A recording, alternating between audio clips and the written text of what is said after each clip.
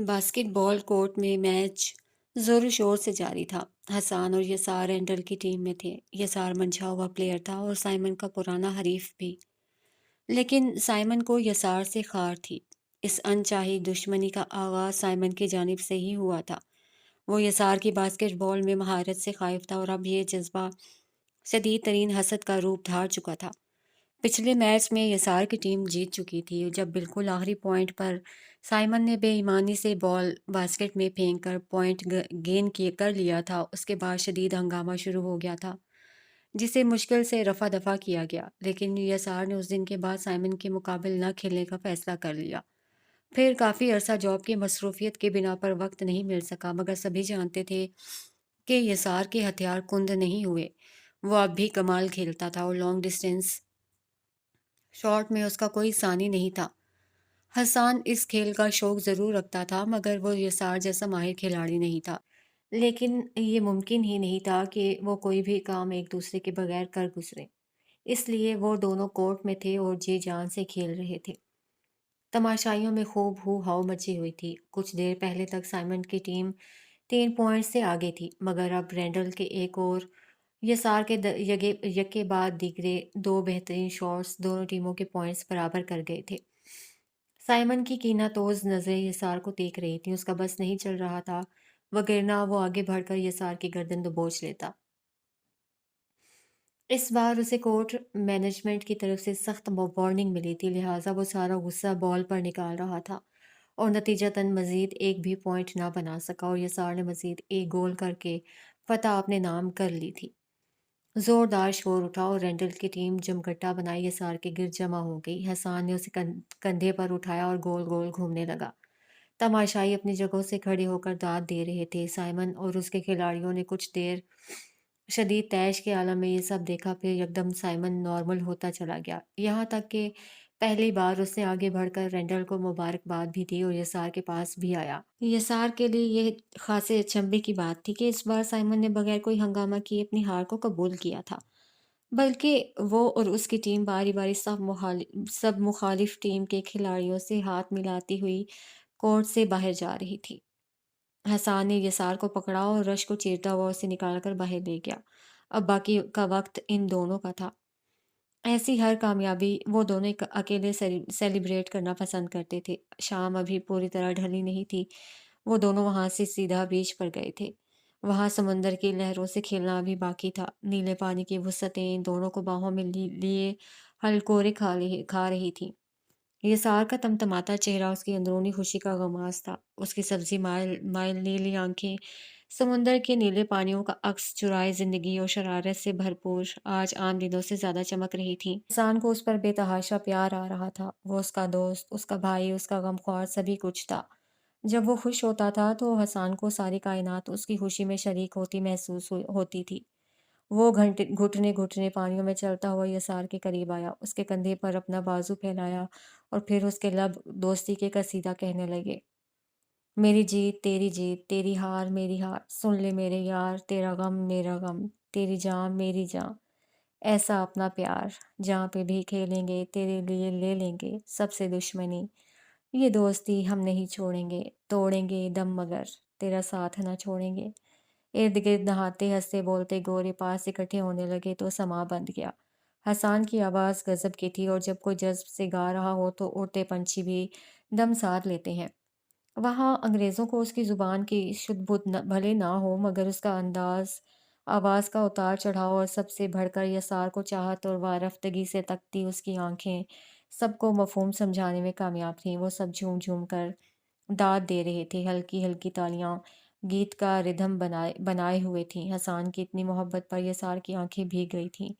وہ یکدم اس کے سینے سے آ لگا۔ دونوں نے ایک دوسرے کو یوں بھینچ لیا جیسے رواں رواں ایک دوسرے کا لمس ہمیشہ کے لیے محفوظ کر لینا چاہتا ہو۔ یسار نے چند پل حسان کی پتلیوں میں اپنا عکس تراشا اور پھر تھکان زدہ لہجے میں بولا، چل کافی پلا، آج تھکن اتنی ہے کہ جی کرتا ہے آنکھیں موند لوں۔ حسان اس کے سینے پر ہلکا سا مکہ جڑتے اسے لیے کیفے چلا آیا۔ کافی پیتے اور اسنیکس کھاتے اور ساتھ ڈھیروں باتیں کرتے وہیں شام ڈھل گئی تھی۔ یسار نے آج ڈھیروں باتیں کی تھیں۔ وہ حیران تھا کہ بچپن کے بے شمار قصے، جو خود حسان کو بھی ٹھیک سے یاد نہیں تھے مگر اسے زیر زبر کے ساتھ ازبر تھے۔ زینیہ اور اس کے بیٹے کی باتیں، عباد لودھی اور آرزو کی باتیں، اور تو اور عمار چاچو کی باتیں۔ پھر جب سب سے آخر میں سلسبیل کی باتیں، اس کا خیال رکھنے کی اور اسے پانے کی خواہش۔ وہ اسے کانچ کی گڑیا سے تشبیہ دیتا تھا اور اتنا ہی اس کے مزاج کی نازکی کا خیال رکھتا تھا۔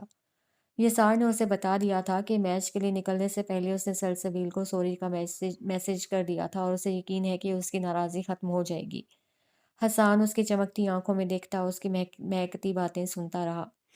وہ ہمیشہ سے بہترین سامع رہا تھا اور یسار کو تو وہ 24 گھنٹوں میں سے 18 سنتے رہنے کا عادی تھا۔ اور پھر جب رات بھیگنے لگی تو حسان گھڑی میں وقت دیکھ کر فوراً اٹھ کھڑا ہوا اور اسے بھی اٹھاتے ہوئے بولا، یار اٹھ دیکھ 10 بجنے والے ہیں۔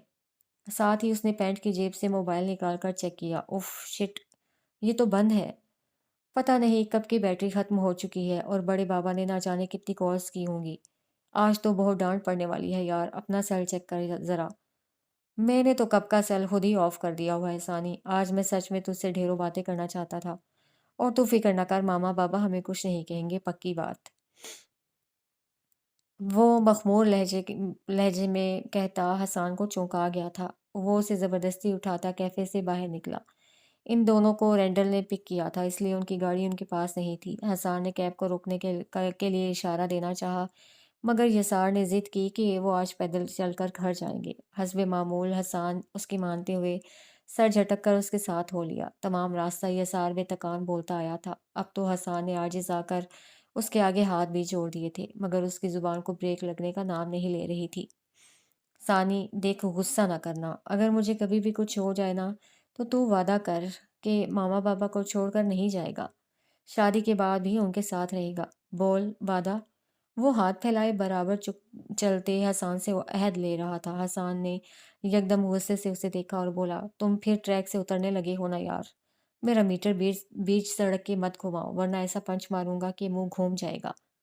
حسان نے خفا ہوتے ہوئے چلنے کی رفتار تیز کی تو یسار ایک دم سے اس کے سامنے آ کر الٹے پاؤں چلتے ہوئے بولا، تو پنچ مار یا جان سے مار مگر آج مجھ سے وعدہ کر کہ میرے ماما بابا کا خیال رکھے گا اور زینیا کو بھائی کی کمی محسوس ہونے نہیں دے گا۔ یسار، حسان نے اسے یار کی بجائے یسار پکارا، یہ اس کی ناراضی کی علامت تھی۔ اس کے باوجود یسار نے اپنا ہاتھ اس کے سامنے پھیلائے رکھا۔ وعدہ کر پہلے۔ وعدہ۔ حسان نے ضد چھوڑتے ہوئے جان چھڑانے کے لیے اس کے ہاتھ کو 2 انگلیوں سے چھو کر پرے کر لیا۔ ایک اور وعدہ کر۔ یسار ابھی بھی باز نہیں آیا تھا۔ اگر مجھے کبھی کچھ ہو گیا تو پاکستان جائے گا، میرے نانا کو راضی کرے گا اور میری ماما کو ان سے ملوائے گا، اور سلسبیل کو اکیلا نہیں چھوڑے گا، وہ بہت اچھی لڑکی ہے، تو تو اس سے شادی کرے گا۔ تو کیوں میرا دماغ چاٹ رہا ہے یار؟ حسان نے بے تحاشا ضد چھوڑتے ہوئے مسکین صورت بنائے یسار کا کالر جھپٹ لیا۔ قریب تھا کہ وہ اس کی دھلائی شروع کر دیتا جب چند کوس کے فاصلے پر ان کے کانوں میں نامانوس سا شور پڑا۔ وہ دونوں چونک گئے۔ حسان کے سامنے الٹا چلتا یسار یکدم سیدھا ہوا اور آواز کا منبع تلاشنے لگا۔ میرا خیال ہے کہ آواز کسی لڑکی کی ہے ثانی، اور یہ سامنے والی اسٹریٹ سے آ رہی ہے، چل چل کر دیکھتے ہیں۔ رک یار، ہمیں پہلے کاپ کو کال کر دینی چاہیے، نہ جانے کیا صورتحال ہو۔ اپنا موبائل دے۔ بات حسان نے ٹھیک تھی مگر یسار نے رد کر دی۔ کاپ کو بلایا تو ہمیں بھی پولیس اسٹیشن لے جائے گی، ایسے تو بابا شاید چھوڑ دے مگر ویسے نہیں چھوڑیں گے، اور چل کر دیکھیں تو صحیح پہلے کہ سچویشن کیا ہے، اگر زیادہ مسئلہ ہوا تو کال کر دینا۔ یہ کہتے ساتھ ہی وہ تقریباً بھاگتا ہوا اس اسٹریٹ کے کنارے تک گیا اور سائڈ پر پڑے کوڑے کے ڈرم کی آڑ سے جھانکنے لگا۔ حسان بھی بالکل اس کے پیچھے پنجوں کے بل بیٹھ کر جائزہ لینے لگا۔ یہ ایریا غلط کاموں کے لیے شہرت رکھتا تھا۔ اس اسٹریٹ کے اندر بنے ایک ایک کمرے کے غلیظ اپارٹمنٹس میں زیادہ تر ہپی اور جرائم پیشہ افراد رہتے تھے۔ او مائی، یہ تو سائمن ہے، کسی لڑکی کو زبردستی ساتھ لے کر جا رہا ہے۔ حسان نے سرگوشی کی۔ اسٹریٹ کے اندر کا منظر ملگجے اندھیرے کے باوجود واضح ہو رہا تھا۔ سائمن اور اس کے 2 ساتھی ایک لڑکی کو زبردستی سائڈ پر بنی سیڑھیوں کی طرف جانب دھکیل رہے تھے مگر یسار سن ہی کب رہا تھا، اس کی نظریں تو بس لڑکی کے عبایا اور حجاب پر ٹکی تھیں۔ وہ کوئی مسلمان تھی اور پردہ دار بھی، یہ تو اللہ جانتا تھا کہ اس وقت وہ ان کے ہاتھ کیسے لگی مگر یسار کی رگوں میں اینٹھن ہونا شروع ہو گئی تھی۔ زیادہ دن نہیں گزرے تھے جب اسے اپنی ماں کے ساتھ ماضی میں بیتے حادثے کا علم ہوا تھا۔ اس کی ماں کو بھی بے حجاب کرنے کی کوشش کی گئی تھی اور اس وقت بے بسی کی تصویر بنی۔ آخری حد تک اپنا دفاع کرتی وہ لڑکی اس کے خون میں ابال کا سبب بنی تھی۔ اس کی نگاہوں میں زینیہ کا حجاب میں لپٹا خوبصورت چہرہ گھوم گیا۔ آرزو کا اس عمر میں بھی مکمل پردے میں چھپا سراپا سرسرانے لگا۔ یہ لڑکی جو بھی تھی اسے بچانا فرض تھا۔ یہ سارے ایک دم جگہ سے اٹھا اور ڈرم کے پیچھے سے نکل کر سائمن کو للکارا۔ حسان بھی اس کے ساتھ ہی کھڑا ہوا تھا۔ سائمن اور باقی دونوں لڑکے آواز فاختہ سے گھومے اور اسی اثنا میں اس لڑکی پر ان کی گرفت ڈھیلی پڑی۔ وہ بجلی کی تیزی سے یسار اور حسان کی اور بھاگی اور ان کے قریب سے نکلتی چلی گئی۔ یسار کے پاس سے گزرتے ہوئے اس کے منہ سے بے ساختہ جزاک اللہ نکلا تھا۔ سائمن یسار اور حسان کو پہچان چکا تھا۔ اس کی آنکھوں میں شیطانی چمک تو ہمیشہ سے تھی۔ اس وقت وہ خباثت سے مسکرا بھی دیا۔ تازہ تازہ ہار کا غم لگا تھا جسے غلط کرنے کے لیے ہی یہاں آئے تھے یہ تینوں۔ یہ لڑکی انہیں ہاسپٹل سے نکلتی دکھائی دی تھی۔ وہیں سے اس کا پیچھا کرتے وہ مین روڈ تک آئے تھے۔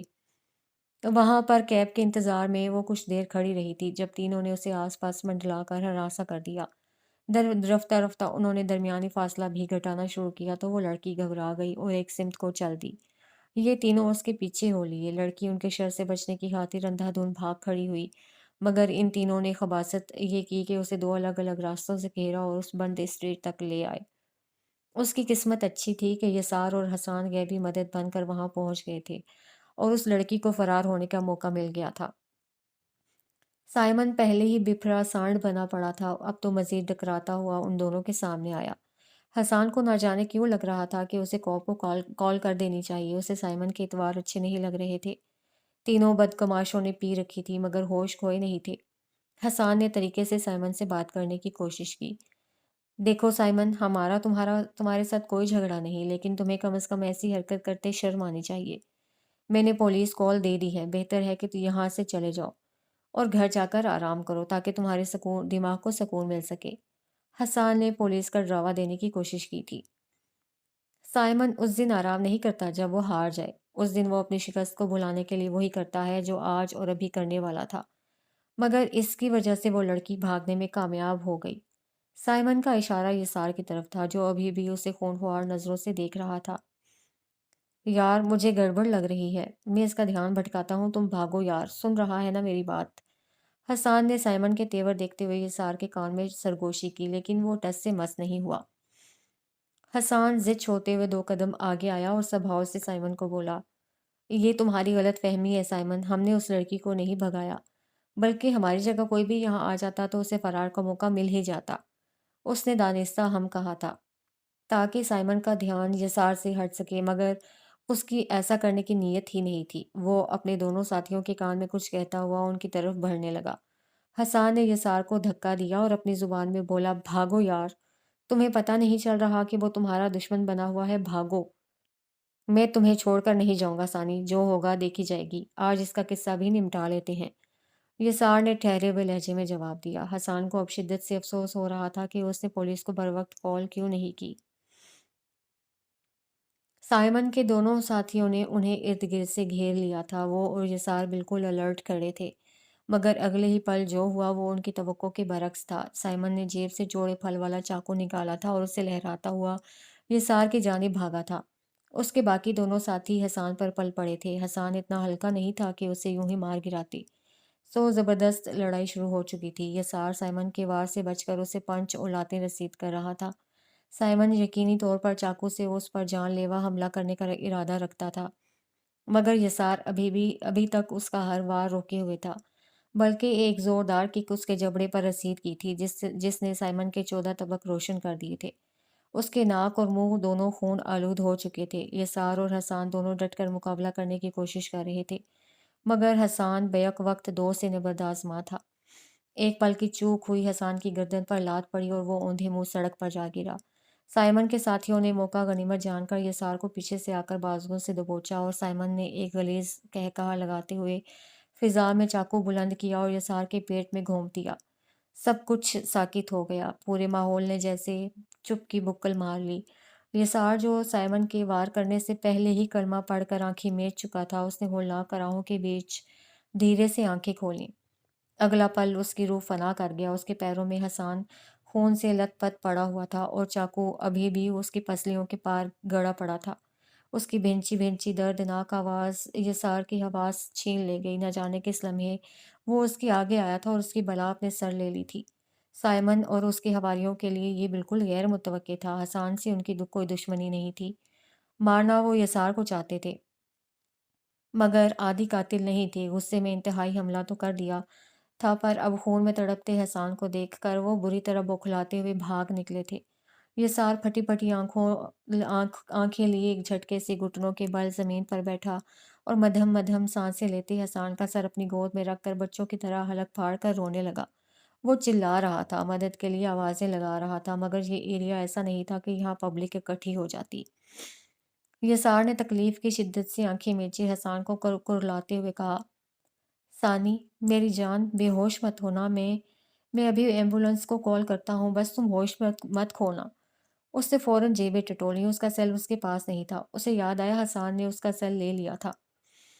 یسار کانپتے ہاتھوں سے اس کی پینٹ کی پاکٹس کھنگالنے لگا جو خون سے تر بتر تھیں، مگر موبائل وہاں بھی نہیں تھا۔ یقیناً ہاتھا پائی میں سیل فون کہیں گر چکا تھا۔ وہ اٹھا، حسان کا سر نرمی اور اجلت میں نیچے رکھا اور سڑک کی اور بھاگا، اونچی اونچی آواز میں ہیلپ ہیلپ کی آوازیں لگاتا۔ وہ اکا دکا گزرنے والی گاڑیوں کو بھی ہراساں کر گیا۔ اس کے چہرے سے ٹپکتی وحشت دیکھ کر کوئی بھی گاڑی روکنے پر آمادہ نہ ہوا۔ وہ آسمان کی طرف منہ کیے بلک اٹھا، ایک بار پھر پلٹ کر فاصلے پر بے حس و حرکت پڑے حسان کو دیکھا اور اونچی آواز میں اسے پکارے گیا، ثانی، مرنا نہیں میرے یار، تیرا یار مر جائے گا۔ تجھے اپنے یار کا واسطہ، مرنا نہیں، میں تجھے بچا لوں گا ثانی، مت جانا مجھے چھوڑ کر۔ اور عین اسی لمحے دور سے ایمبولینس سائرن بجاتی آتی دکھائی دی تھی، شاید نہیں، یقیناً ارد گرد کسی اپارٹمنٹ سے کال کی گئی تھی۔ یعنی لوگ بے خبر نہیں تھے، بے حس تھے۔ کوئی تو تھا جس نے سارا جھگڑا اپنی بالکنی میں کھڑے ہو کر انجوائے کیا تھا، اور جب معاملہ ہاتھ سے نکل گیا تو ایمبولینس کو کال کر دی گئی تھی۔ پولیس ابھی بھی نہیں آئی تھی۔ یسار نے ایمبولینس کے آنے پر بے تابانہ شکر ادا کیا تھا۔ آنسوؤں کے دبیز تہ لیے وہ دیوانہ وار بالکل سامنے سے آتی ایمبولینس کی جانب بھاگا، جیسے اسے خدشہ ہو کہ وہ کہیں اور نہ چلی جائے۔ وہ بھاگتے ہوئے ایمبولینس کو دونوں بازو اٹھا اٹھا کر اشارہ کر رہا تھا، اور جب وہ اس سے چند فٹ کے فاصلے پر تھا تو دائیں طرف سے آتی تیز رفتار گاڑی کی زد میں آ گیا تھا۔ وہ گاڑی سے ٹکرایا اور فضا میں کلا بازی کھاتا پوری طاقت سے اڑتا ہوا فٹ پاتھ پر گرا۔ اس کے کنارے لگی لوہے کی گرل سے اس کا سر ٹکرا گیا اور سر سے خون کا فوارہ نکلا تھا جو فٹ پاتھ کو تیزی سے رنگین کرنے لگا۔ ایمبولینس وہیں رک گئی تھی۔ اس کی معاف ہوتی سماعتوں نے اپنی طرف آتے بھاگتے قدموں کی آوازیں سنی تھیں، مگر اس کی بند ہوتی آنکھوں نے محض یہ دیکھ کر تسلی کر لی تھی کہ دور پڑے حسان تک بھی ایمبولینس کا حملہ پہنچ چکا تھا۔ اس کی ڈوبتی دھڑکنوں کو یہ آخری احساس تھا جو تقویت دے گیا تھا۔ اس کے بعد اس نے سکون سے اپنی آنکھیں بند کر لی تھیں۔ وہ گہری نیند سے ہڑبڑا کے جاگا تھا، شاید کوئی خواب دیکھا تھا، ڈراؤنا خواب۔ اس کا دل بہت تیزی سے دھڑک رہا تھا۔ سردی کے موسم میں بھی وہ پسینے میں بھیگ گیا تھا۔ کافی عرصہ ہو گیا تھا۔ وہ راتوں کو اکثر کسی بدصورت خواب کے زیر اثر گھبرا کے اٹھ جاتا تھا۔ جس بھیانک حادثے سے دو چار ہونے کے بعد وہ پاکستان آیا تھا، اس حادثے کی یاد خوف بن کر اب بھی اس کا پیچھا کرتی تھی، اس کے اندر سے جینے تک کی رمق چھین لیتی تھی۔ یہاں آنے کا مقصد بھلے ہی کچھ اور تھا، مگر اس کی آڑ میں وہ اپنی یادداشت سے بیتے منظر بھی کھرچنا چاہتا تھا۔ خان العیار خان کے دل پر کمند ڈل چکی تھی۔ وہ اس چٹانی چوٹی کو سر کرنے میں کامیاب بھی ہو رہا تھا، مگر جوں جوں وہ نرم ہو رہے تھے اس کا دل سکڑتا جا رہا تھا۔ یہ سب کچھ اس سے ہینڈل کرنا مشکل ہوتا جا رہا تھا۔ اس کا دم گھٹنے لگا تھا اس ماحول میں۔ وہ اپنے سینے کو مسلتا ہوا بستر سے نکل کر کمرے کی کھڑکی کھول کر کھڑا ہو گیا۔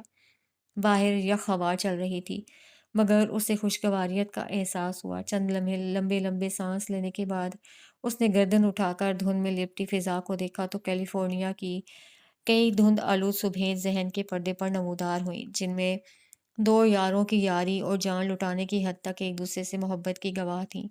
وہ بے فکر کہے اور باسکٹ بال کی چینا جھپٹی، کچن میں نت نئے تجربے اور برتنوں کی آزمائش، راتوں کو دیر سے گھر آنے پر دوسرے کا خاموشی سے انٹرکام سے لاک کھولنا، ایک دوسرے کے حصے کی ڈانٹ کھانا اور پھر گدی پر رکھ کے چماٹ لگانا۔ آہ! ایک آنسو بے اختیار ہوتا اس کی آنکھ سے نکل کر بہتا ہوا ہونٹوں کی درز میں آ رکا۔ وہ مرد تھا، بہت کم رویا رویا تھا، مگر جب سے اس کا یار اس سے بچھڑا تھا وہ روز روتا تھا۔ اس کا دل بے طرح اداس ہو گیا۔ گھڑی میں وقت دیکھ کر اس نے کیلیفورنیا عباد لودھی کو ویڈیو کال کی تھی۔ اس وقت اسے صرف اور صرف انہی کی ضرورت تھی۔ بھری دنیا میں ایک وہی تھے جو اس کا درد بانٹ سکتے تھے۔ پورچ میں ہنی نے آسمان سر پر اٹھا رکھا تھا۔ آج اس کا کالج کا پہلا دن تھا اور رضا سے گاڑی سٹارٹ نہیں ہو رہی تھی۔ انجن میں کوئی گڑبڑ تھی۔ قریب ہی سلسبیل بھی سپاٹ چہرہ لیے کھڑی تھی۔ اسے بھی اپنے کالج سے دیر ہو رہی تھی، مگر وہ اتنی بے چین نہیں تھی، یا شاید اس کے تاثرات ہی سرد ہو چکے تھے۔ جب بار بار کوشش سے بھی گاڑی سٹارٹ نہیں ہوئی تو رضا جھنجھلا کے اسٹیئرنگ وہیل پر ہاتھ مارتا باہر نکل آیا۔ اسی پل چوکیدار نے گیٹ کھولا تو یسار ہاتھ میں ایک آدھ شاپرز پکڑے اندر آیا۔ سلسبیل کی نگاہ اٹھی اور اسی پر ٹھہر گئی۔ سفید شلوار قمیض کے اوپر نیوی بلیو جیکٹ پہنے اور آستینے اوپر چڑھائے وہ بہت کیژول اور ہینڈسم لگ رہا تھا۔ سلسبیل ایک ٹک اسے دیکھے چلی گئی۔ یسار نے اس کی محویت بھانپ کر وہ بمشکل مسکراہٹ دبائی اور چلتا ہوا ان کے پاس آ کھڑا ہوا۔ ہنی نے فوراً سکون کا سانس لیا اور شکر ادا کرتے ہوئے بولی، بڑے نیک وقت آ گئے آپ یسار لالا۔ یہ گاڑی کو پتہ نہیں رضا لالا نے کیا کر دیا۔ میرا کالج میں فرسٹ ڈے ہے اور میں پہلے ہی دن لیٹ ہوں۔ ہنی رضا کو لالا کہتی تھی، اور اب یسار کو بھی۔ اس سلسبیل کو اس کا ایسا کہنا بالکل نہیں بھاتا تھا۔ یسار نے اس کی بات سن کر بھویں اچکاتے ہوئے رضا سے دریافت کیا، اینی پرابلم رضا؟ یہاں کیوں کھڑے ہو سب؟ اس نے بنظر غائر سبھی کو دیکھا تو اکتاہٹ کا مارا رضا روحانسا ہوتے ہوئے بولا، یسار بھائی گاڑی نہیں سٹارٹ ہو رہی اور یہ ہنی کی چک چک نے سر درد لگا دیا مجھے۔ سلسبیل آپی الگ لیٹ ہو رہی ہیں، بلکہ ہم سبھی لیٹ ہو رہے ہیں۔ مجھے داجی نے آدھے گھنٹے میں فیکٹری نکلنے کے لیے کہا ہے، میرا وہاں پہنچنا بھی بہت ضروری ہے۔ اب ان لوگوں کو چھوڑتا ہوں پہلے تو خود کبھی بھی ٹائم پر نہیں پہنچ سکوں گا، اور اگر ایسا ہوا تو داجی مجھے چھوڑیں گے نہیں۔ پہلے ہی وہ کاروباری معاملات کو لے کر بے حد پریشان ہیں۔ اتنی تفصیل میں سوائے آخری بات کے یسار کو قابل توجہ کوئی دوسری بات نہیں لگی تھی، مگر اس بارے میں پوچھنے کا ارادہ کسی اور وقت پر ٹال کر وہ ہاتھ میں تھامے شاپر رضا کو تھماتے ہوئے خود بونٹ کھول کر اس پر جھک گیا۔ ان میں داجی کی دوائیاں ہیں، باہر جا رہا تھا، سوچا خود ہی لے آؤں، تم انہیں اوپر پہنچا دو۔ بونٹ پر جھکے جھکے ہی اس نے رضا سے کہا تو رضا نے چوکیدار کو اشارے سے بلا کر شاپرز اس کے حوالے کیے اور اندر بھیجنے کو کہا۔ وہ سر ہلاتا چلا گیا۔ مزید 2-3 منٹ بعد یسار نے سر اٹھا کر رضا سے گاڑی سٹارٹ کرنے کو کہا۔ رضا نے اگنیشن میں چابی گھمائی تو وہ یکدم سٹارٹ ہو گئی۔ ماری خوشی کے ہنی اچھل پڑی۔ رضا بھی شکر کا کلمہ بولتا باہر نکلا اور اس کا شکریہ ادا کرنے لگا۔ یسار نے نظر بچا کر داد طلب نظروں سے سلسبیل کو دیکھا تو اس نے نخوت سے زیر لب ہوں کہہ کر منہ پھیر لیا۔ یسار کا جی چاہا کہ اس لڑکی کو گاڑی میں پٹکے اور قریبی نہر میں بہا آئے۔ وہ اب اس کے صبر کا بے حد امتحان لینے لگی تھی۔ رضا نے التجائیہ یسار سے کہا، یسار بھائی پلیز آپ ہنی اور آپی کو کالج چھوڑ دیں، میں فیکٹری جاتا ہوں ورنہ بہت گڑبڑ ہو جائے گی پلیز۔ سلسبیل کی تنبیہی نظروں سے نظر چراتے ہوئے رضا نے گاڑی کی چابی یسار کے ہاتھ میں تھمائی اور خود گھر کے اندر ضروری کاغذات لینے چلا گیا۔ رضا کے پاس ہیوی بائک تھی اور وہ زیادہ تر اسی پر آتا جاتا تھا۔ ہنی فوراً اندر بیٹھ گئی، مگر سلسبیل ٹس سے مس نہ ہوئی۔ یسار نے اسے استفہامیہ نظروں سے دیکھا اور بیٹھنے کا اشارہ کیا تو اس نے بھی جواباً چڑ کر نہ بیٹھنے کا اشارہ کر دیا۔ ایک تو اس شخص کو ہر دوسری بات اشاروں میں کہنے کی عادت ہے۔ دیکھو میں پاگل تو ہوں نہیں کہ تم جیسی پلی پلائی کو ہیرو بنتے ہوئے گاڑی میں اٹھا کے بٹھا دوں، کیونکہ اتنا وزن اٹھانے سے میں خود بیٹھ سکتا ہوں، مگر یہ ضرور ہے کہ تم اگر شرافت سے نہ بیٹھی تو ایک دن ایک پینٹنگ خراب کی تھی۔ اب کہ تمہاری ایگزیبیشن میں رکھی جانے والی ساری پینٹنگز کے کمرے کی چابی اتفاق سے میرے ہاتھ کل ہی لگی ہے، اور اتفاق سے مجھے پتہ ہے کہ کیروسین آئل اگر پینٹنگز پر گر جائے تو ان کا بیڑا غرق بھی ہو جاتا ہے، اور اتفاق سے اگر تیل گرا کر ان کو شعلہ دکھایا جائے تو وہ بالکل تمہاری طرح بھڑک بھی اٹھتی ہیں۔ اتنا کہہ کر یسار ڈرائیونگ سیٹ پر جا بیٹھا اور ہارن پر ہاتھ رکھ دیا۔ سلسبیل کو تو سوچ نہیں رہا تھا کہ وہ اس کے نازک وجود کو پلا پلایا کہنے پر اس کا سر پھاڑے یا اس کی پینٹنگز غرق کرنے کی دھمکی پر۔ ضد ہوتے ہوئے وہ پیر پٹکتی گاڑی کا دروازہ کھول کر اندر بیٹھی اور اس شدت سے دروازہ مارا کہ یسار نے ایک پل کو آنکھیں میچ کر اسے دوبارہ دیکھا۔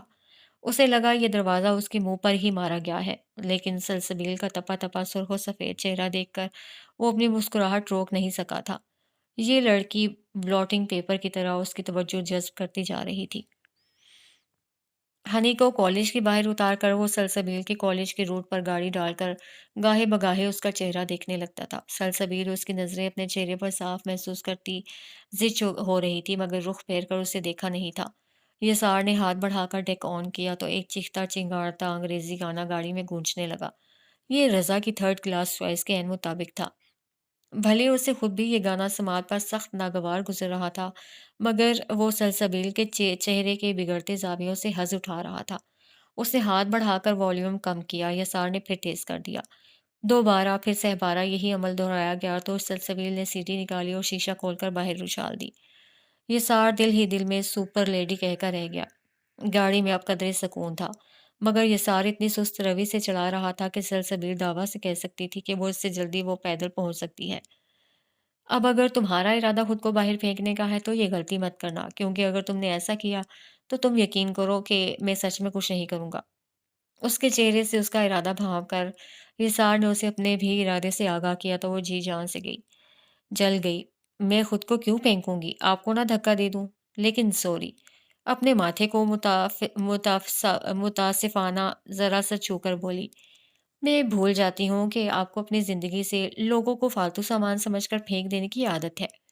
اس کی بات پر یسار کی تیوریوں پر بھل پڑ گئی۔ اسے بہت برا لگا تھا اس کا ایسا کہنا۔ اس نے ایک شکایتی نظر اس پر ڈالی، مگر وہ گاڑی سے باہر ٹریفک دیکھنے میں مگن ہو چکی تھی۔ آف وائٹ اسکارف کے حالے میں اس کا سفید اور گلابی چہرہ موتیے کے تھال میں رکھا گلاب کے پھول دکھتا تھا۔ وہ فسوں خیز حسن کی مالک تھی، یسار نے دل سے اعتراف کیا، مگر اس کی بات کے رد عمل میں غصے کا اظہار لازمی سمجھتے ہوئے بولا، آج مجھے بتا ہی دو لڑکی کہ میں آخر ایسا کیا جرم کر بیٹھا ہوں کہ جس دن سے میں یہاں آیا ہوں تم ہر وقت ہتھیار تیز کیے مجھ پر آزمانے کو تیار رہتی ہو۔ اس نے گاڑی کالج کے گیٹ کے آگے روک دی تھی، مگر جواب کا منتظر تھا۔ یہ تو آپ خود سے پوچھیں، ضمیر نام کی کوئی شے اندر ہوگی تو فوراً جواب مل جائے گا۔ وہ بے رخی سے کہتی گاڑی سے اترنے لگی تو دوپٹے کو جھٹکا لگنے سے واپس سیٹ پر گری۔ اپنی حد میں رہیں، وہ تل ملاتے ہوئے کہتے کہتے چپ ہوئی تھی۔ اسے لگا تھا کہ یسار نے اس کا پلو کھینچا ہے، مگر اس کے دوپٹے کا ٹسل سیٹ کے ساتھ الجھ گیا تھا، جبکہ یسار دائیں کوہنی دروازے کے شیشے سے ٹکائے ٹھوڈی سہلا رہا تھا۔ دوسرا بازو ساتھ والی سیٹ بیک پر پھیلا رکھا تھا۔ وہ لطف لیتی نگاہوں سے اس کی آنکھوں میں جھانک رہا تھا، پھر ابروؤں سے ہی اسے دوپٹہ چھڑانے کا اشارہ کیا۔ سلسبیل نے غصے میں بے رحمی سے ٹسل کھینچنا چاہا، مگر اس سے پہلے ہی یسار نے ایک طویل سانس خارج کر کے نرمی سے اس کا دوپٹہ چھڑایا اور چھوڑ دیا۔ وہ سرد مہری سے اسے تکتی آواز کے ساتھ دروازہ بند کرتی چلی گئی۔ یسار اس کے اوجھل ہونے تک اسے محویت سے تکتا رہا، پھر یکدم اسے کوئی خیال آیا اور اپنا موبائل نکال کر اس نے فیس بک کا وہ اکاؤنٹ اوپن کیا جس میں سلسبیل ایڈ تھی۔ میسنجر اوپن کر کے اسے میسیجز دیکھنے شروع کیے تو جیسے اس کا سر گھوم کر رہ گیا۔ وہ آنکھیں پھاڑے لاسٹ میسج کو دیکھ رہا تھا جو اس اکاؤنٹ سے سلسبیل کو بھیجا گیا تھا۔ مجھے جذبات کے اظہار میں بخل سے کام لینا کبھی اچھا نہیں لگا سلسبیل، لیکن اب مجھے محسوس ہونے لگا ہے جیسے یہ تعلق یک طرفہ ہے۔ اسے نبھانے میں تمہیں نہ کوئی دلچسپی ہے نہ شوق، وگرنہ مجھے اس قابل تو ضرور سمجھتی کہ ماموں کی ڈیتھ کی اطلاع دے دیتی۔ تو آج میں تمہیں اس زبردستی کے احساسات سے آری بندھن سے آزاد کرتا ہوں۔ خوش رہو، تمہارے لیے ہمیشہ دعا گو رہوں گا، یہ ساری بات دھت تیرے کی۔ اسے یاد تھا کہ اس کے بعد سلسبیل کو منانے کے لیے معذرتی میسج بھی کیا گیا تھا، مگر وہ اپیئر نہیں ہوا تھا، مطلب کہ وہ ٹائپنگ بار میں ہی پڑا رہ گیا، اور چونکہ کافی ماہ سے یہ اکاؤنٹ بند تھا اس لیے ڈیلیٹ بھی ہو گیا۔ اب وہ بے بسی سے اپنے بکھرے سلکی بالوں میں انگلیاں چلاتے ہوئے خاصا مضطرب لگ رہا تھا۔ اسے کسی نہ کسی طرح سلسبیل کی غلط فہمی دور کرنا ہی تھی، کیسے؟ یہ سوچ کر ہی اس کے ماتھے پر اتنی خنکی میں بھی پسینے کے قطرے ابھر آئے تھے۔ اس نے بند مٹھی کو ہونٹوں پر 2-3 بار نرمی سے مارا اور کچھ طے کرتے ہوئے گاڑی سٹارٹ کر کے بیک گیئر پر ڈال دی۔ وہ لاؤنج میں داخل ہوا تو ملازماؤں کی ہلکی پھلکی چہل پہل تھی، اور لاؤنج میں زہرہ خاتون اور خان العیار خان بیٹھے باتیں کر رہے تھے۔ یہ اسی کا کمال تھا کہ خان صاحب اب نہ صرف زیادہ تر سب کے ساتھ سب کے بیچ پائے جاتے تھے، بلکہ کبھی کبھی وہ فرمائش کر کے شام میں بھی پارک تک جانے کا کہنے لگے تھے۔ وہ کہتے رضا یا زہرہ خاتون سے تھے، مگر یسار جانتا تھا کہ وہ اب اسی کے ساتھ جانا پسند کرتے تھے۔ تمام رستہ وہ ان سے آرزو کی باتیں کرتا رہتا تھا۔ پہلے پہل وہ اسے سختی سے چپ کروا دیا کرتے تھے، مگر اب وہ خاموش رہ کر سنتے تھے، اور کئی بار یسار نے ان کی آنکھوں میں نمی چمکتی دیکھی تھی۔ وہ دھیمی چال چلتا ان کے قریب آ رہا تھا۔ جب اس کے کانوں میں زہرہ خاتون کی آواز پڑی، وہ وہیں تھم گیا۔ خان، آپ ایک بار ولی محمد کو گھر بلا کر پوچھتے کیوں نہیں؟ کیوں ہر دوسرے دن فیکٹری چلا جاتا ہے؟ رضا ابھی بچہ ہے خان، وہ اس سے دب جاتا ہے۔ اور ولی محمد ہے کہ دیدہ دلیری سے آپ کی فیکٹری میں اپنے احکامات نافذ کیے جا رہا ہے۔ میرا دل گھبراتا رہتا ہے خان، مجھے یہ سب ٹھیک نہیں لگ رہا۔ پریشان تو میں بھی ہوں خانم، مگر میں ولی محمد کو شیئر نہیں کرنا چاہتا۔ اگر اسے پتہ چلا کہ میں بے خبر نہیں تو وہ بالکل نڈر ہو جائے گا۔ سوچ رہا ہوں کہ جیسے ہی میری طبیعت میں تھوڑی مزید بہتری آتی ہے تو رضا کو کہوں مجھے لے جایا کرے ساتھ۔ ایک یہ حل ہے ولی محمد کو لگام ڈالنے کا۔ خان یار خان کے لہجے میں ڈولتے تفکر نے یسار کی پیشانی پر لکیریں نمایاں کر دی تھی۔ وہ لا تعلق نہیں رہ سکتا تھا، لہٰذا سکون سے چلتا ان کے سامنے آیا، سلام کر کے زہرہ خاتون کے گال پر پیار کیا اور یہ خان صاحب کا ہاتھ تھام کر بوسہ دیا۔ نشست پر بیٹھنے کے بعد اس نے دونوں کے چہروں کو بغور دیکھا جو اس کے آتے ہی چپ ہو گئے تھے۔ کیا بات ہے انیا بھی، کوئی مسئلہ ہے؟ ابھی داجی آپ سے کیا کہہ رہے تھے؟ کون ہے یہ ولی محمد؟ اس نے رسان سے زہرہ خاتون سے پوچھا، جو نظر چراتے ہوئے خان صاحب کو دیکھنے لگی، جیسے اجازت مانگ رہی ہوں کہ بتائیں یا نہیں۔ ان کی بجائے خان یار خان کڑک دار لہجے میں گویا ہوئے۔ تمہیں مداخلت کی ضرورت نہیں ہے لڑکے، 4 دن کے لیے آئے ہو پھر چلے جاؤ گے۔ اپنے سب معاملات ہمیں خود ہی دیکھنے دو۔ ان کے لہجے میں بچوں جیسا شکوہ جھلک دکھلا رہا تھا۔ یسار نے مسکراہٹ دباتے ہوئے آنکھ کے اشارے سے زہرہ خاتون سے پوچھا تو وہ ہمت کر کے بولیں، کیسی باتیں کرتے ہیں خان آپ خود ہی تو کہتے ہیں یسار بالکل گھر کے فرد کی طرح ذمہ داریاں نبھاتا ہے۔ خان صاحب نے بے یقینی سے بیوی کو یوں دیکھا جیسے کہہ رہی ہوں، ہیں؟ کب؟ مگر زہرہ خاتون نے ان کی طرف دیکھنے سے گریز کیا اور ہاتھ میں تھامی تسبیح ٹیبل پر رکھتے ہوئے بولی، ولی محمد ان کا بھتیجا ہے یسار۔ اسفند کے جانے کے بعد جب اچانک تمہارے داجی کو فالج ہوا تو اس نے اپنا فرض سمجھتے ہوئے وقتی طور پر فیکٹری کی ذمہ داری سنبھال لی۔ رضا کھلنڈرا سا لڑکا تھا، اسے ابھی تک کاروبار کی سمجھ بوجھ نہیں تھی، اس لیے خان نے بھی اعتراض نہ کیا۔ ادھر ہم سب ان کی بیماری میں الجھے رہے اور وہاں ولی محمد نے کاروبار معاملات میں منمانی شروع کر دی۔ پھر ایک دن تنگ آ کر سپروائزر کے ساتھ 1-2 ورکر آئے اور انہوں نے خان کو خبردار کیا کہ اگر جلد ہی کچھ نہ کیا گیا تو ولی محمد فیکٹری پر مکمل قبضہ جما لے گا۔ وہاں بہت کچھ ہے جو وہ بدل چکا ہے، لہٰذا خان نے رضا کو فیکٹری بھیجنے کا فیصلہ کیا۔ سپروائزر اور مینیجر کی مدد سے رضا تھوڑے ہی عرصے میں اس قابل ہو گیا کہ ولی محمد کو فیکٹری کی باغ دوڑ واپس اس کے حوالے کرنی پڑی، مگر اس کی نیت میں فتور آ چکا تھا۔ اس نے ہیلے بہانے سے رضا کو تنگ کرنا شروع کر دیا۔ اس کے آگے وہ بچہ ہی تو تھا۔ گھبرا گیا، مگر خان نے ہمت بندھائے رکھی۔ لیکن اب صورتحال یہ ہے کہ ولی محمد بے دید ہو کر ہر دوسرے دن فیکٹری چلاتا ہے اور رضا کے کاموں میں مداخلت کرتا ہے۔ خان سے اس نے فیکٹری میں سے حصہ بھی مانگا ہے، کہتا ہے چچا کی جائیداد میں حق ہے میرا۔ رضا کی غیر موجودگی میں فیکٹری کا مال اٹھوا کے اپنے گودام میں بھر چکا ہے۔ تمہارے داجی پریشان ہیں کہ اس معاملے سے کیسے نمٹا جائے۔ زہرہ خاتون خاموش ہوئی تو یسار نے خان صاحب کو دیکھا، جو دونوں کونیاں ویل چیئر کی ہتھی پر ٹکائے دونوں ہاتھوں کی انگلیوں سے اپنی پیشانی پر دباؤ ڈالے بیٹھے تھے۔ یسار ایک پل کو حیران ہوا کہ اتنی تفصیل سے خالص ذاتی معاملہ شیئر کرنے پر خان یار خان خاموش کیسے ہیں۔ بس ثابت ہو چکا کہ وہ اس کا وجود تسلیم کر چکے، اس کو اپنے گھر کا فرد مان چکے۔ یسار نے دل میں اٹھتی خوشی کو دباتے ہوئے خان صاحب کے ایک چٹکی لی۔ معاملہ تو پیچیدہ ہے انیا بھی۔ اصل میں اسفند ماموں فوت ہو چکے اور ان کی نظر میں چونکہ ماما سے لا تعلقی کے بعد ایک وہی تو داجی کی اولاد تھے، تو جب وہ نہیں رہے تو ان کا حصہ بنتا ہے اس جائیداد میں۔ میری ایک اولاد ابھی زندہ ہے لڑکے، میری بیٹی اسی دنیا میں سانس لے رہی ہے، سمجھے؟ اور پھر میرا پوتا اور پوتیاں، ان کا کیا؟ خان یار خان یکدم بھڑک کر بولے تو زہرہ خاتون نے ان کا ہاتھ سہلاتے ہوئے یسار کو ایسی بات نہ کرنے کا اشارہ کیا، مگر وہ گرم لوہے پر چوٹ مار کر ہٹنا چاہتا تھا۔ آپ کو کیا خبر کہ وہ اس وقت زندہ بھی ہیں یا؟ بات ادھوری چھوڑ کر وہ ان کی آنکھوں میں آنکھیں ڈال کر دیکھے گیا۔ خان صاحب نے غصے میں زہرہ خاتون کو حکم دیا، اس سے کہیں خانم کہ میری نظروں کے سامنے سے دور ہو جائے۔ اتنی جرأت آج تم کسی میں نہیں ہوئی جس قدر نڈر ہو کر یہ میرے آگے حجتیں کرتا ہے۔ میں آپ کو صرف احساس دلاتا ہوں کہ ابھی وقت بچا ہے، کھوئے ہوئے ڈھونڈ لیجئے، روٹھے ہوئے منا لیجئے، ورنہ پچھتانے کی مہلت بھی نہیں ملے گی۔ میرا یقین کیجئے۔ وہ اٹھ کر خان یار خان کے گھٹنوں کے قریب بیٹھ گیا تھا۔ خان صاحب نے اس کے چہرے کو جانچا۔ وہاں التجائیں سر پٹک رہی تھیں۔ ان کا دل ایک لمحے کو پسیج گیا، مگر اس ادا کا کیا کرتے جس کے سہارے وہ اتنا زمانہ گزار آئے تھے۔ انہوں نے منہ پھیر لیا۔ یسار ایک افسردہ سانس خارج کرتا کھڑا ہوا اور زہرہ خاتون کو دیکھا، جو تعصب سے خان صاحب کو دیکھتی سر جھٹک رہی تھیں۔ یسار نے انہیں مخاطب کیا، انیا بھی، کل سے میں رضا کے ساتھ فیکٹری جاؤں گا۔ آپ فکر نہ کریں، مجھے ایسے معاملات ہینڈل کرنا آتے ہیں۔ اگر بات زیادہ خراب ہوئی تو ہم لیگل سٹیپ لیں گے۔ ذرا میں ان کو اپنے درشن بھی کروا دوں تاکہ انہیں یہ احساس ہو جائے کہ رضا اکیلا نہیں۔ خان یار خان منہ پھیرے خاموش رہے۔ اسے توقع تھی کہ وہ اسے فیکٹری سے جانے سے منع کر دیں گے، مگر انہوں نے کچھ بھی نہیں کہا۔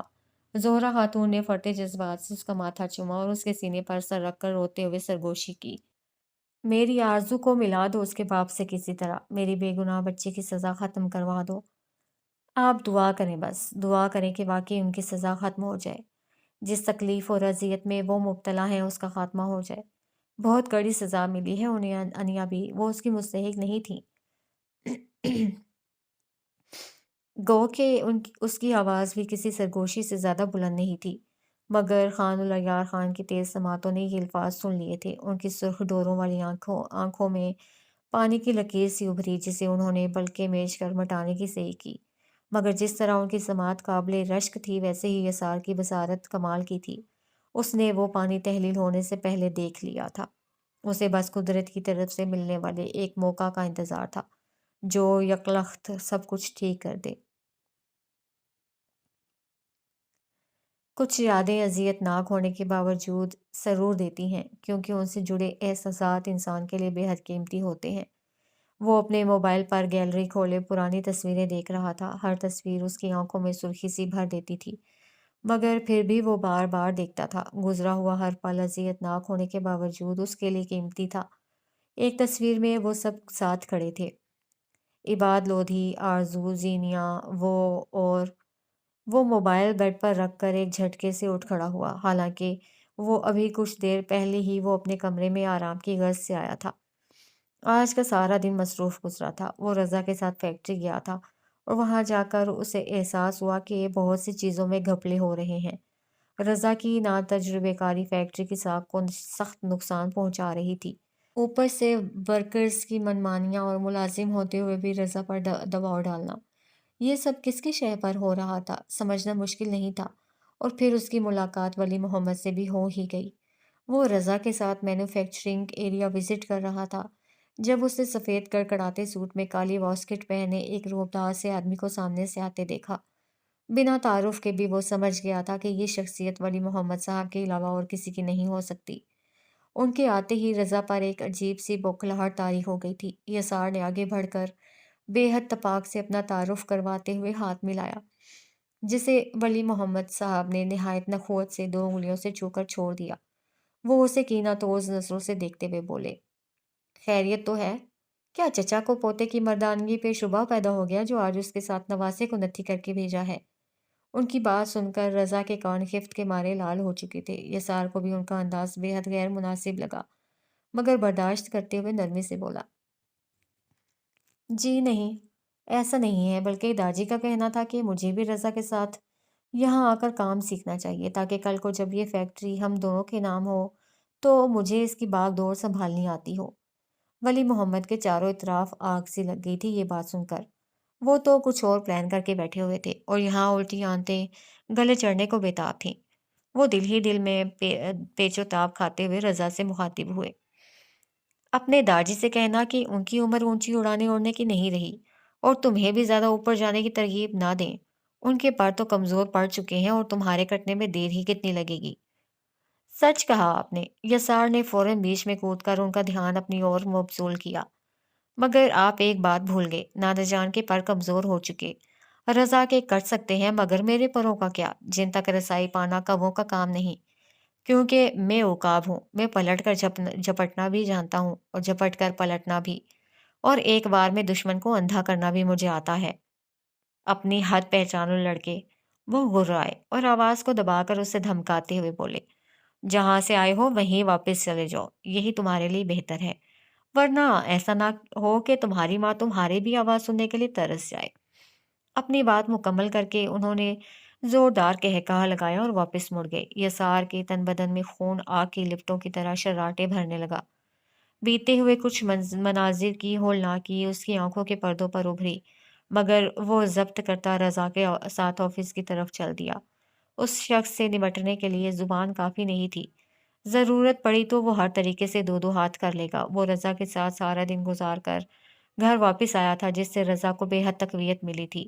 ورکرز نے بھی یسار کے تیور دیکھتے ہوئے جون میں رہ کر کام کیا تھا۔ گھر واپسی پر اس نے رستے سے 2 گجرے لیے تھے۔ پتہ نہیں کیوں مگر ان پھولوں کو دیکھ کر اسے سلسبیل کا ہی خیال آیا تھا۔ حالانکہ اب سے پہلے اس طرح کی چیز لینے کا ذرا تجربہ نہ تھا اور نہ ہی اس کا ارادہ انہیں سلسبیل کو دینے کا تھا۔ پھر بھی اس نے خرید کر احتیاط سے لیپ ٹاپ کے بیگ کی فرنٹ پاکٹ میں رکھ لیے تھے، اور اس وقت وہ اس کی نظروں کے بالکل سامنے تر و تازہ حالت میں ڈریسنگ پر پڑے تھے۔ وہ چلتا ہوا ان تک آیا، اس نے ان دونوں کو تھام کر کرتے کی جیب میں ڈالا اور کمرے سے باہر نکل آیا۔ اس کے ہونٹوں پر بڑی میٹھی مسکراہٹ تھی۔ وہ نظر بچاتا سلسبیل کے کمرے کی طرف آیا، مگر وہ اندر نہیں تھی۔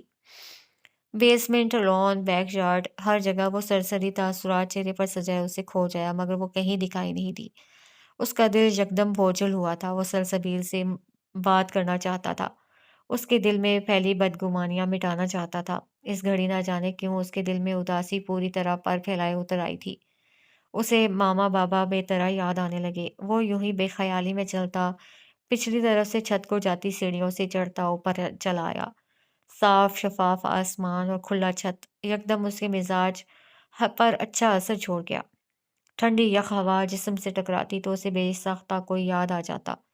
وہ سر جھٹکتا چند قدم آگے بڑھا تو چھت پر بنے چھوٹے سے کمرے کی دوسری طرف اسے کھٹر پٹر کی آوازیں سنائی دی۔ وہ چونک گیا اور پھر متجسس سا دبے پاؤں چلتا وہاں تک آیا تو سلسبیل کو ایزل پر پینٹنگ رکھے اپنے دھیان میں گم پایا۔ وہ پوری محویت سے کینوس پر رنگ بکھیرتی بڑی دلربا لگ رہی تھی۔ اسے بے ساختہ ہنسی آئی۔ بیچاری اس کے ڈر سے اب چھت پر آ کر پینٹنگ بنا رہی تھی۔ وہ خاموشی سے اس کے پیچھے آ کر کھڑا ہوا اور چند ساتھ دیکھتے رہنے کے بعد وہ بولا، یوں اوپر آ کر تمہیں لگا کہ تم مجھ سے چھپ گئی ہو؟ میں تو زیر زمین بھی تمہیں اپنے سرہانے ملوں گا۔ ایک تیز چیخ سلسبیل کی حلق سے خارج ہوئی، جس کا فوراً یسار نے ہونٹوں پر ہاتھ رکھ کر گلا گھونٹا۔ سلسبیل نے صورت سے اس کی ہتھیلی پر کاٹ لیا۔ ہلکی سی سی کی آواز یسار کے منہ سے نکلی، مگر اگلی زوردار آؤچ کی آواز سلسبیل کی تھی، کیونکہ یسار نے رد عمل کے طور پر پشت سے اس کی چوٹی کو جھٹکا دے دیا تھا۔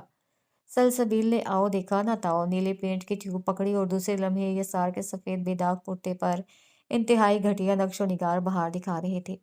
صدماتی نظروں سے ایک نظر اپنے کرتے کو دیکھنے کے بعد یسار نے فاتحانہ مسکراہٹ لیے اکڑی ہوئی گردن والی سلسبیل کو دیکھا اور رنگوں سے بھری پیلٹ میں ہاتھ مار کر سلسبیل کے چہرے پر رگڑ دیا۔ اب سارے چھت پر یسار کا جاندار قہقہا چکرا رہا تھا اور سلسبیل بن دیکھے بھی اندازہ کر سکتی تھی کہ اس وقت اس کے چہرے کی کیا حالت ہو سکتی تھی۔ وہ روحانسی ہو کر ارد گرد متلاشی نظروں سے دیکھنے لگے کہ اب وہ ایسا کیا کرے جس سے اس کا بدلہ پورا ہو۔ اس کا بس چلتا تو یسار کو چھت کی سیڑھیوں سے دھکا دے دیتی، مگر مٹھیاں بھینچے وہ غصے میں بل کھاتی مڑی اور نیچے جانے لگی تھی کہ یکدم یسار نے اس کا بازو تھام کر اسے روکا۔ وہ بے یقینی اور حیرت میں گھری رک تو گئی مگر مڑی نہیں۔ اسے یسار کی جرأت نے گم کر دیا تھا۔ مجھ سے ناراضی ختم کر دو اب سلسبیل، میں پہلے ہی بہت سا بوجھ سینے پہ لیے گھوم رہا ہوں، اس پر سے اپنی خفگی کا بوجھ اٹھا لو بس، باقی سب کو میں ڈھو لوں گا۔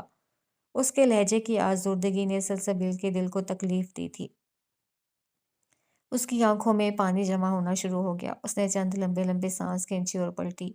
اس کا بازو ابھی بھی یسار کے ہاتھ کی گرفت میں تھا۔ اس نے نرمی سے اپنا بازو چھڑایا اور بھرائی ہوئی آواز میں بولی، جس دن بابا کی ڈیتھ ہوئی میں نے ماما کو آپ کے بارے میں سب بتا دیا تھا۔ وہ بہت خوش تھیں۔ آرزو پھپھو ہمارے گھر کا ایسا فرد تھیں جو کہیں نہیں تھیں پھر بھی ہر جگہ تھیں۔ میری ماما اور پھپھو فرسٹ کزنس بھی تھیں اور بیسٹ فرینڈز بھی، اس لیے ماما بے حد خوش تھیں اور انہوں نے یہ بات انیا بی کو بھی بتا دی۔ سب جیسے دوبارہ سے جی اٹھے۔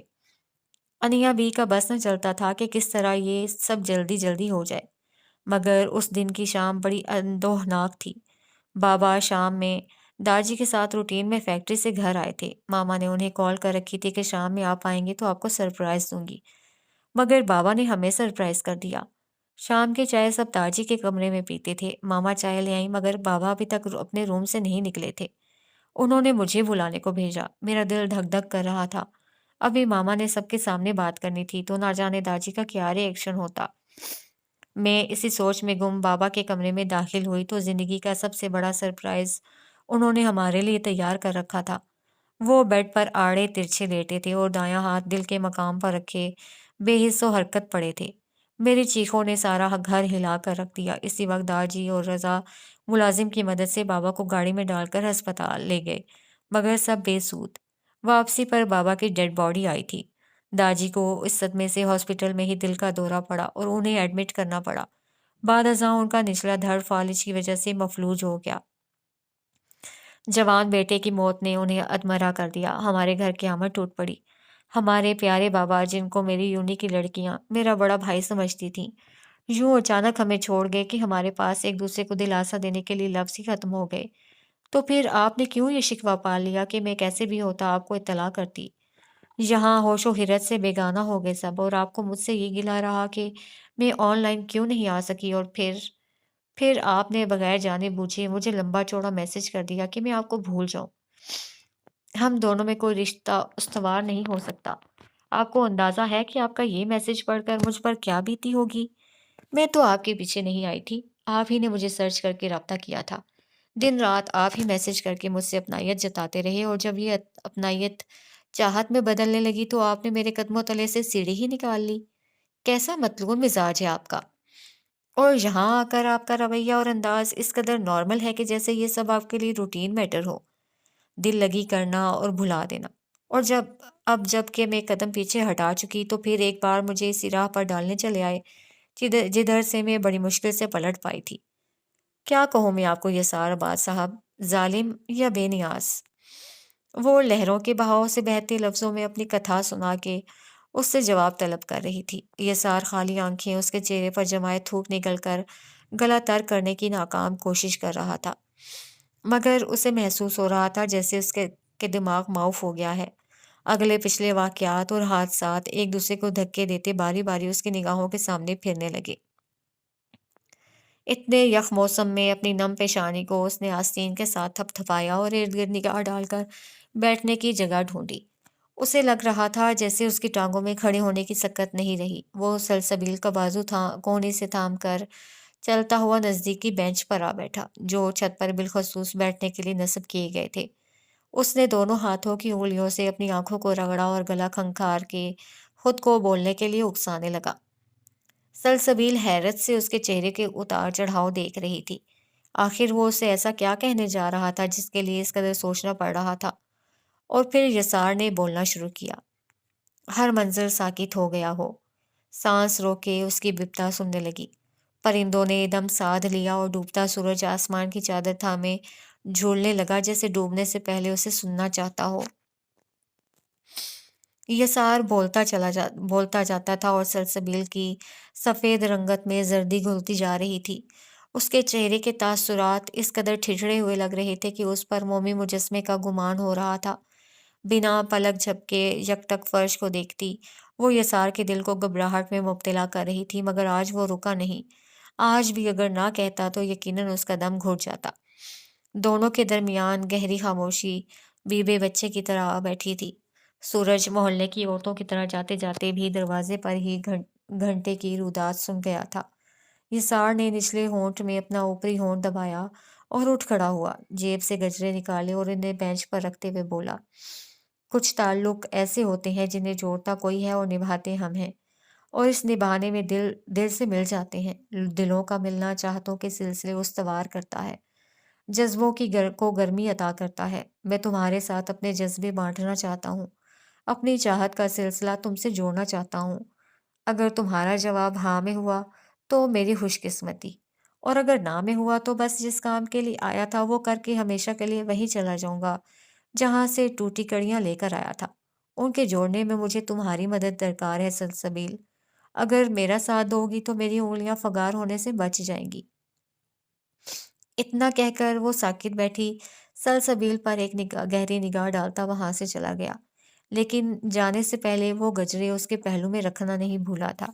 سلسبیل نے میکان کے انداز میں گردن اٹھا کر آسمان کی اور دیکھا۔ ایک تارا ٹوٹ کر ٹھنڈے آسمان میں گم ہوا تھا اور اس کی آنکھ سے ایک آنسو ٹوٹ کر اس کی گود میں آ گرا تھا۔ اس نے گجروں کو دیکھے بنا اپنا ہاتھ مضبوطی سے ان پر جما دیا اور آنکھیں میچ لی تھیں۔ خان الیار خان کمرے میں چپ چاپ لیٹے تھے۔ زہرہ خاتون نے ایک دو بار انہیں کہا بھی کہ اٹھ کر باہر چلیں، ذرا ہوا خوری کریں، مگر وہ بنا جواب دیے یوں ہی پڑے رہے۔ اکتا کر وہ بھی چپ ہو رہیں۔ آج کل فراغت کا سارا وقت وہ بنائی کرتے گزارتی تھیں۔ یسار نے بڑے شوق سے انہیں اپنے لیے نیوی بلو کلر کا سویٹر بننے کو کہا تھا۔ ان کے ہاتھ مشاکی سے سلائیوں پر چل رہے تھے کہ ایک سرسری نگاہ شوہر پر پڑی تو گنگ رہ گئیں۔ خان نے موبائل پکڑ رکھا تھا اور واٹس ایپ پر زینیا کی ڈی پی کھلی تھی۔ یوں لگتا تھا جیسے آرزو کا چہرہ نظروں میں آ سمایا ہو۔ وہ یک ٹک اس تصویر کو دیکھ رہے تھے اور زہرہ خاتون نے حیرت سے دیکھا کہ خان الیار خان کا دل پگھل گیا اور پانی آنکھوں کے سب بند دوڑ کر بہہ نکلا تھا۔ ناقابل یقین تھا یہ سب۔ انہوں نے خان صاحب کو رونے دیا۔ آج سارا غبار نکل جاتا تو یقیناً دل پر جمی سختی کی پرت بھی اکھڑ جاتی۔ زہرہ خاتون کو پتہ بھی نہ چلا اور ان کے اپنے گال آنسوؤں سے تر ہو چکے تھے۔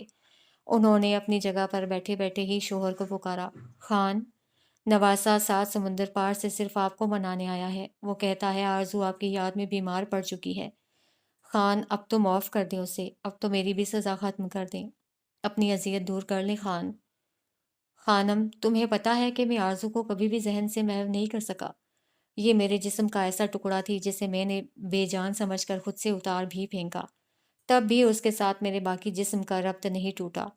نہ یہ ربط ٹوٹا اور نہ میری انا، وگرنہ چھلنی جگر لیے عمر نہ گزار دیتا۔ خان، میری ممتا پر ایک بھی ترس نہ آیا آپ کو؟ آپ مرد تھے، جس وقت چاہے فیصلے کی تلوار ہٹا دیتے، کوئی روک نہیں سکتا تھا۔ بے بس تو میں تھی نا، میں تو آپ کا ہر حکم ماننے کی پابند تھی۔ 27 سال گزار دیے خان، میں نے نہ بیٹی کو دیکھا نہ ہی اس کی آواز سنی۔ میری تو عمر اولاد کی جدائی کا روگ سہتے سہتے ہی گزر گئی۔ وہ چادر کا پلو ہونٹوں پہ رکھے سسک اٹھیں۔ شوہر کی ایک ضد اور انا میں کیے گئے فیصلے نے کتنی زندگیوں کو رول دیا تھا۔ ہاں تو تمہاری بیٹی بھی تو کتنی پتھر دل نکلی۔ میں ناراض تھا تو اس نے کون سا پلٹ کے دیکھ لیا، ملک تک چھوڑ گئی۔ کیا میں اتنا برا تھا خانم کہ اگر وہ میری چوکھٹ پر دوبارہ آتی تو میں اپنے گھر کے دروازے نہ کھولتا؟ بتاؤ خانم، کیا میں واقعی اتنا برا تھا؟ کیا تم نے ان گزرے سالوں میں کبھی بھی میری آنکھوں میں وہ تڑپ نہیں دیکھی جو باپ کی آنکھوں میں اولاد کے لیے ہوتی ہے؟ میں بھی تو انتظار ہی کرتا رہ گیا خانم کہ ایک بار، بس ایک بار میری آرزو آ جائے، میں اس سے منہ پھیروں، وہ مجھے منائے، میں پھر بھی نہ مانوں تو وہ گلے سے لگ جائے، لیکن میرے پاس سے کہیں نہ جائے۔ لیکن میرا انتظار ہی رہا خانم، وہ کبھی آئی ہی نہیں۔ اس کی رگوں میں میرا خون ہے خانم، وہ مجھ جیسی ہی نکلی۔ اور زہرہ خاتون تھیں کہ گنگ بیٹھی انہیں یوں تک رہی تھیں جیسے پہلی بار دیکھ رہی ہوں۔ یہ روپ تو پہلی بار ہی دیکھا تھا انہوں نے۔ وہ تو سوچ بھی نہیں سکتی تھیں کہ خان اپنی بیٹی کو یاد کرتے تھے۔ درد کی ایک تیز لہر دل کاٹتی گزر گئی۔ اتنے سال کسی کی سمجھ ہی نہ آ سکی اور دوریوں میں عمر گزر گئی۔ وہ شکستہ وجود لیے اٹھیں اور ٹوٹے قدموں سے چلتی شوہر کے پیروں کے قریب بیٹھ گئیں۔